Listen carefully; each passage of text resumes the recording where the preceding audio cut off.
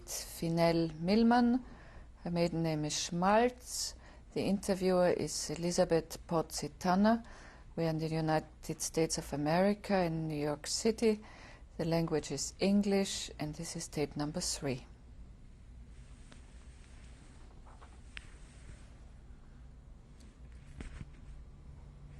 So, I was under the coat.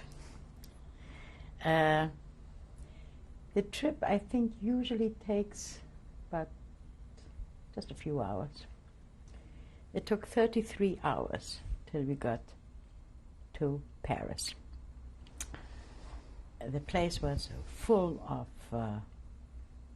French soldiers who drank wine and we were famished. We had absolutely nothing to eat.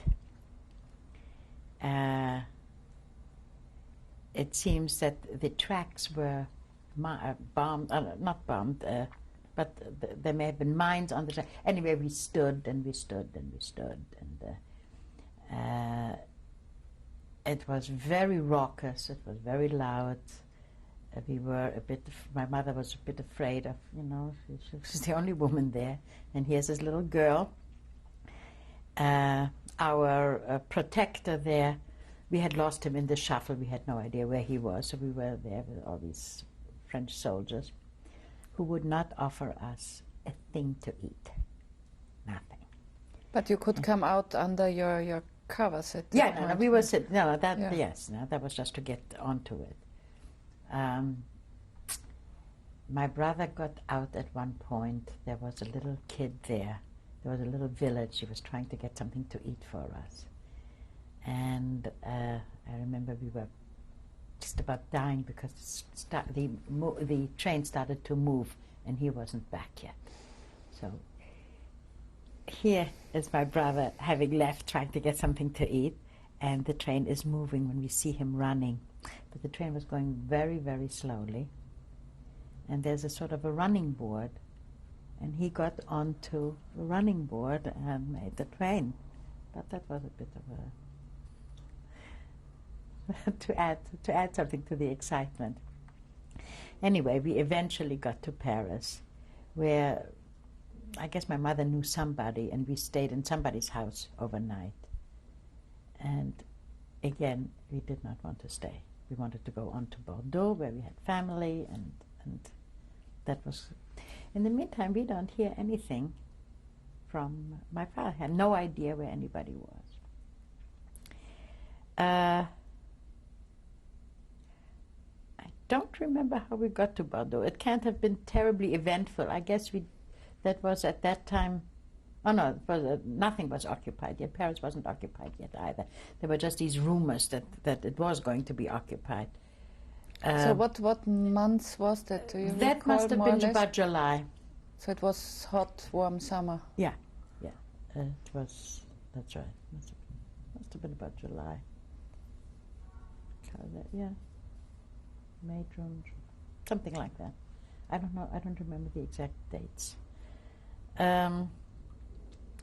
We somehow got to Bordeaux, where we stayed for, maybe a month or two, and still didn't hear anything.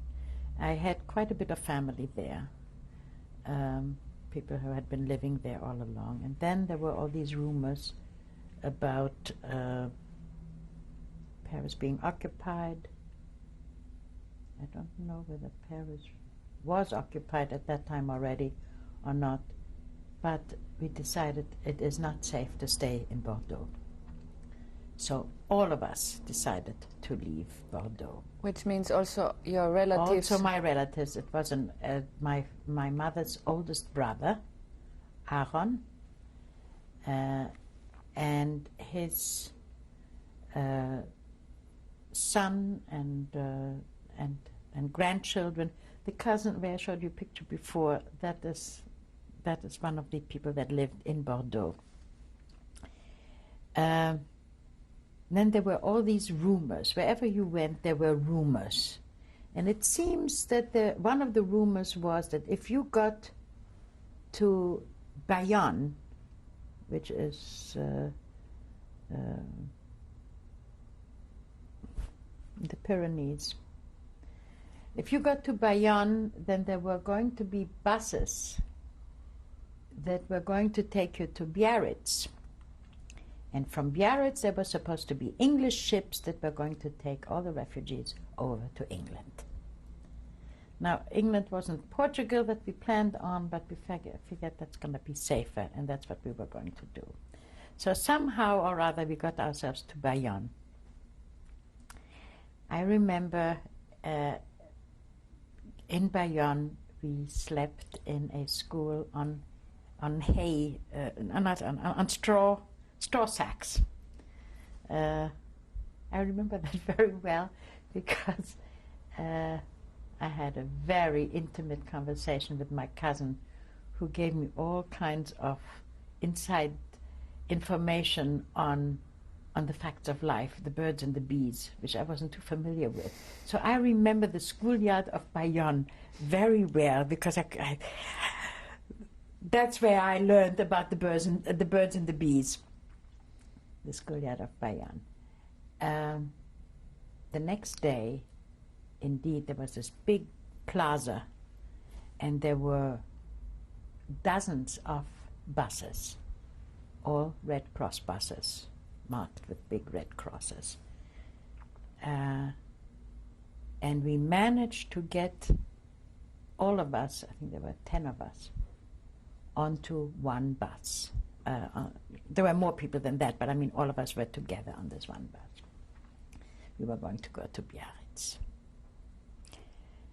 Well, we are on the road, and we are driving along on this sort of a secondary or tertiary road, and I happened to be sitting right behind the driver, who was a young fellow, and who kept muttering to himself things like, "Non, je veux pas le faire. Non, je peux pas le faire. No, I won't do it. No, I can't do it." And he stops the bus in the middle of nowhere, and he says,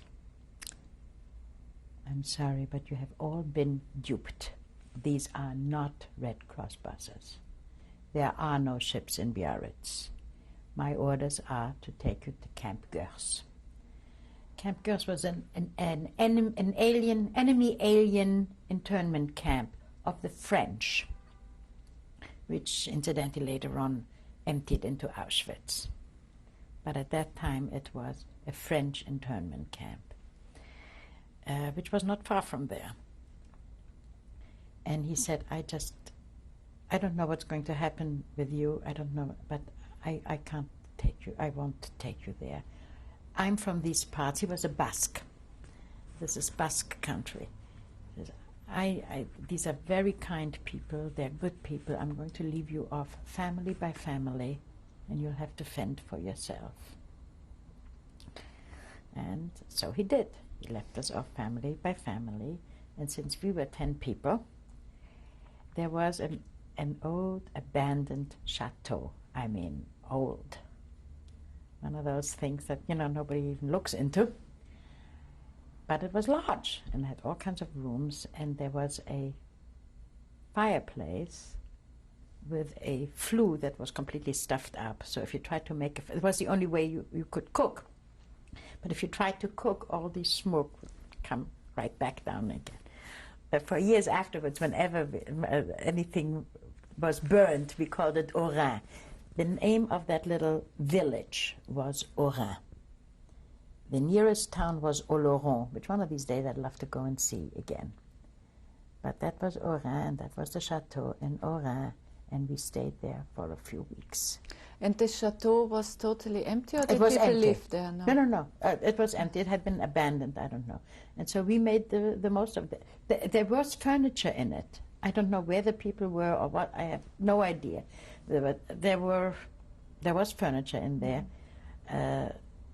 I don't know what we lived on, but evidently we were able to buy some. Oh yeah, we also had the family from Bordeaux, so I guess we did have some money to buy some bed linens and towels or whatever one needs and to live. So we stayed there for quite a few weeks. Do you happen to remember the name of the bus driver, if you ever learned that name? No. I have no idea. No. And I don't think he would have given it to him anyway, because he really did something against his regulations, so I doubt whether he would have given it in any event. But, so here we are now in Oran, and my brother, we are still trying to find out whether my father is alive, or my cousin, what happened, and what's... My brother every day went to Oloron, the next big town. And in Oloron, he was trying to contact my uncle in Portugal. There was a telephone there. He was trying to make contact with his uncle. It was not easy to get through, I mean, whatever it was. And one day, the operator of my uncle's name is Liza Schmaltz. One day, the operator starts to laugh, says, "Oh, yes, I know. There's another, because it's such a funny name, there's another Mr. Schmaltz in Brussels who's trying to get through to Liza Schmaltz in Portugal." That's how we found out that my father was back in Brussels, through the telephone operator and because my name is Schmaltz. Bless the operator. Bless the operator who happened to, it's a funny name. If I had been called Smith, we wouldn't have known. But, so the operator, because it was very difficult to get through, the operator told my father that we were going to try and get to Portugal eventually, but that we were safe, for the moment anyway. And that he was in Brussels. Of course, he didn't say where and what, but that he was okay in Brussels. So that was a bit of good news. We also, this was evidently not terribly far from Gers, and we knew somebody that had gone to Gers. And I think my brother got near there and found out something, that there were some people that we knew that were in Gers. Anyway, we managed eventually to get to Toulouse. I don't remember how we got to Toulouse, but we got to Toulouse, where we met up with my uncle and the aunt, who had also gotten to Toulouse by a different route. Which uncle and aunt was the that? The aunt, the one that used to help me, the one that I loved, that taught me French, or that did my homework with me, and the uncle with whom we had left originally in the truck, and whom we left at the farmhouse. Yeah. The aunt was not in that truck. She was always rather sickly, so she left in a private car. But the uncle was with us, and he didn't want to leave, was going to wait for her. I think he waited in La Panne. Well, anyway, that's where they stayed on in Toulouse for quite a long time. And we managed, again, my brother managed, we somehow got, through my uncle and cousin in in Lisbon, got the Portuguese visa. So we all had the Portuguese visa. Incidentally, both my brother and I know I got a frog in my throat. Both my brother and I were on my mother's passport. That's another story. My mother had a valid Polish passport, which is something that very, very few Jews had.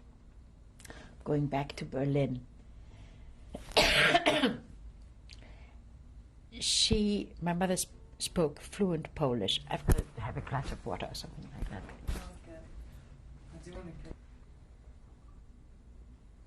This is continuation of tape 3. So going back to Berlin for a moment, the Polish government really didn't want to validate any of the Polish passports for Polish citizens in Germany. So they made all kinds of very difficult rules, and one of which was fluency in the Polish language, which my mother had, and my brother was on the passport too, and she taught him just a few words to answer to, as far as when he was born or something like that. Anyway, we all managed to be on that passport. So it made things really easier because there was just one passport and one visa required rather than three, which comes in very handy as I continue now trying to get the Spanish transit visa, which nobody could get. We could get the Portuguese visa, and the Spanish transit visa was virtually impossible to get. And my brother hung around the Spanish consulate a lot, and there was a young secretary who took a liking to my brother, and they chatted and they talked. I mean, he was, 16? And she told him to bring the passport, and she shoved it together with other passports under the consul's nose as he was signing passports, and he just, it was shoved under his nose. So he signed it, and that's how we got the Spanish transit visa. And that's how we left Toulouse via Spain and got to Portugal. But you left behind your other relatives. Oh yes, I mean there was. I mean they lived in a little apartment there. I remember in Toulouse was I think the first time that I was hungry. Not temporarily like on the train where I was hungry, but where we were actually hungry because we didn't have any money to buy food with. There was I don't know, some kind of a refugee kitchen where we got this watered down, it was water with a few potatoes thrown in. And that was our meal. I mean, I remember that was a time we were actually hungry. Anyway, we left Toulouse and we got eventually to Portugal. We lived in Portugal for a year and a half. We came to I had this other uncle who lived in Portugal and a cousin. They got us an apartment. Eventually, and I don't know exactly how my father got out of Belgium. I don't know the story. But he did join us in Portugal. Eventually, he did get out to Portugal. And we lived there for a year and a half. And I went to school there. First to a Portuguese school, then I went to a French school, so I could continue.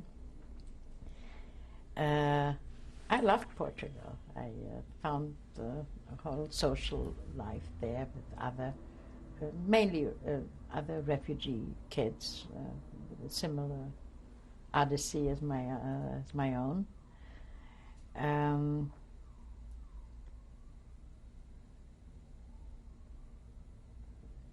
Got quite active in, again, Jewish Zionist youth organization type things. We put out our own newspaper. We got very involved in, even world affairs. There we found out what the things that were happening in Germany. We found out a bit about concentration camps.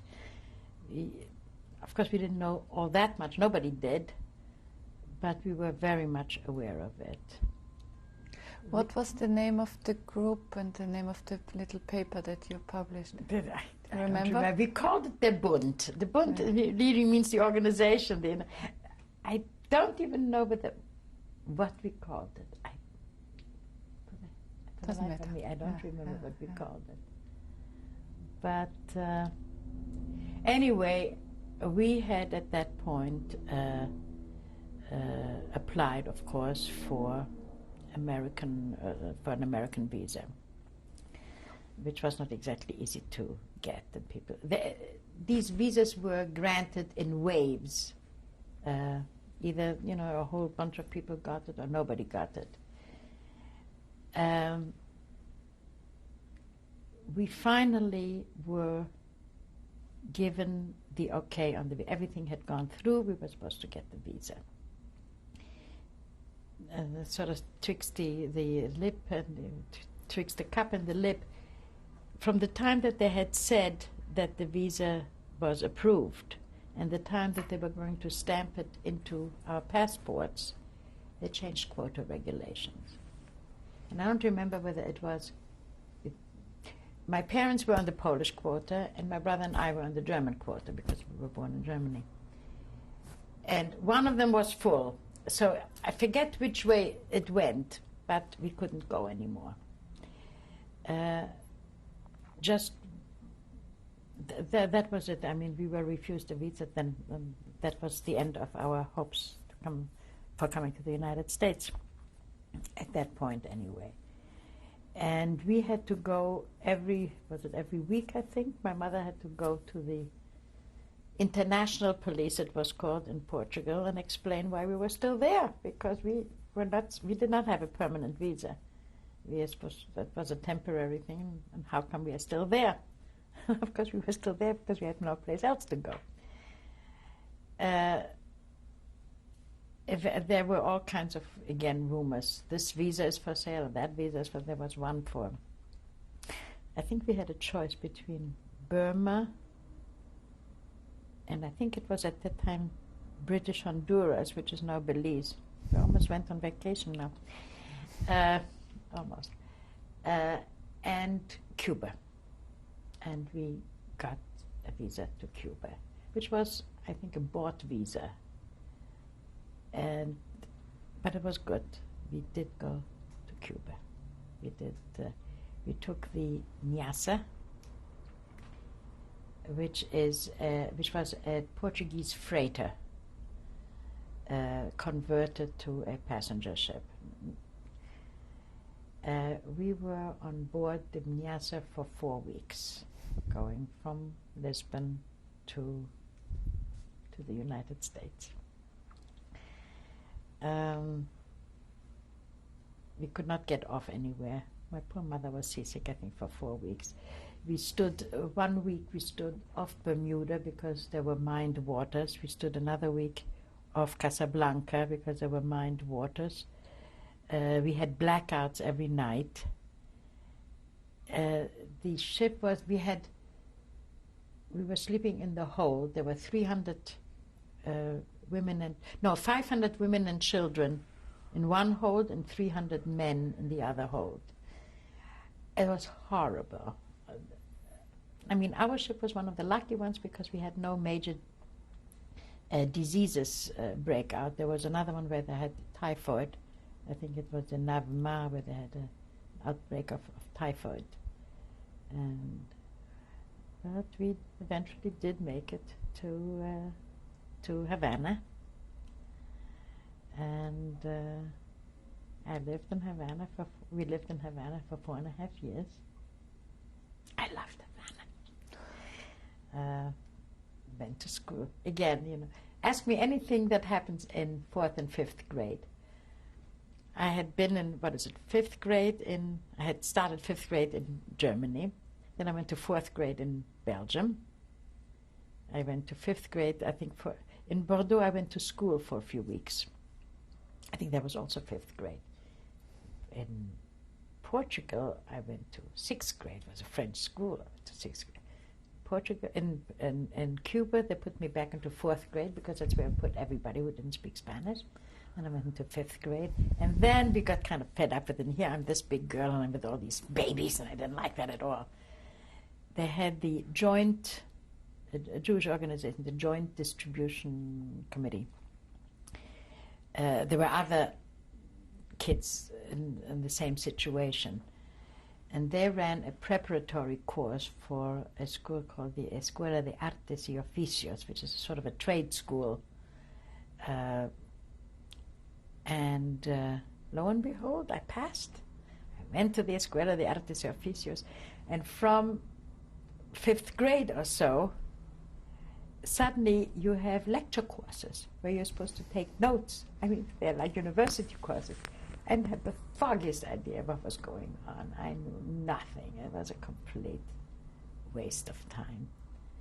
Then we had the idea, my father had the idea, My uncle here, the one that used to be in Bordeaux, was in the optical business here, manufacturing eyeglasses and frames and stuff like that. And I was going to learn optometry. Now again, from 5th grade, suddenly I'm supposed to go into optometry. Again, I must have wasted about 6 months or 7 months not learning a thing. I had no idea what's going on. And that's when my brother decided, you're going to go to the United States.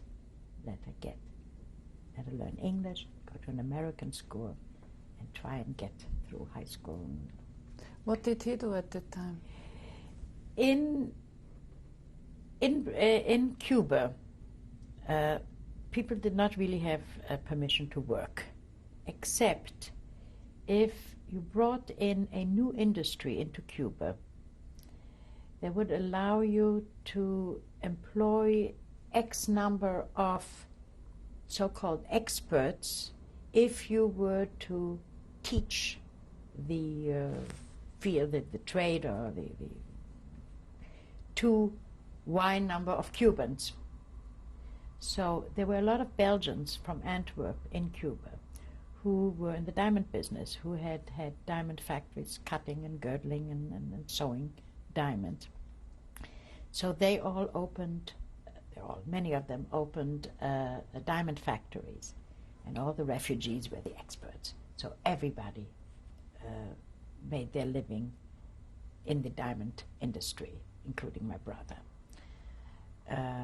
My father managed to get himself a Cuban partner and had a textile sort of jobbing, halfway retail, halfway jobbing. And that was okay because he was sort of the silent partner who did all the work, but he had the Cuban part. The Cuban was the owner of the place. So between the two, we sort of survived.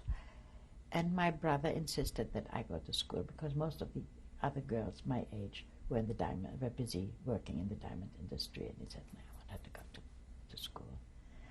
So I went to 8th grade, started in 8th grade. I skipped this. I mean, I was from the 5th. I went to the second half of the 8th grade. I didn't know a blessed word of English.